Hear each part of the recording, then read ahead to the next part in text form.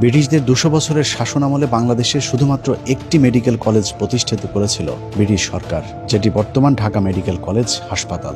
যদিও সে সময় এর কার্যক্রম ছিল অত্যন্ত সীমিত। পাকিস্তানের 23 বছরে পূর্ব পাকিস্তানের নাগরিকদের জন্য চিকিৎসা সেবায় ব্যাপক কর্মসূচি হাতে নিয়েছিল পাকিস্তান সরকার। যাদের অক্লান্ত পরিশ্রমে ঢাকা মেডিকেলের বর্তমান আধুনিক রূপ দেওয়া হয়, তাদের মধ্যে বেশিরভাগই পাকিস্তানি চিকিৎসাবিদ।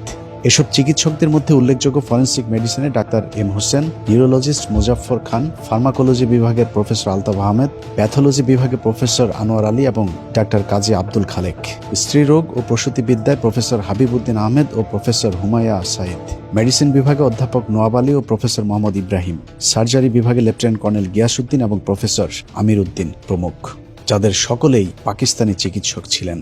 ঢাকা মেডিকেল ছাড়াও 1957 সালে চট্টগ্রাম মেডিকেল কলেজ, 1958 সালে রাজশাহী মেডিকেল কলেজ, 1962 সালে ময়মনসিংহ মেডিকেল কলেজ, একই বছর সিলেট মেডিকেল কলেজ এবং পরের বছর 1963 সালে স্যার সলিমুল্লাহ মেডিকেল কলেজ সবই পাকিস্তান সরকার প্রতিষ্ঠিত করেছিল। এছাড়া শেরেবাংলা মেডিকেল কলেজ প্রতিষ্ঠা করা হয় 1968 সালে, রংপুর মেডিকেল কলেজ প্রতিষ্ঠা করা হয় 1970 সালে, 1965 সালে institute of post graduate medical research বা IPGMR প্রতিষ্ঠা করে পাকিস্তান সরকার, বর্তমানে যেটিকে আমরা পিজি হাসপাতাল হিসেবে চিনি। 55 বছরে এই মানের কোনো পোস্ট গ্রাজুয়েট রিসার্চ ইনস্টিটিউট প্রতিষ্ঠা করতে পারেনি বাংলাদেশের সরকারেরা।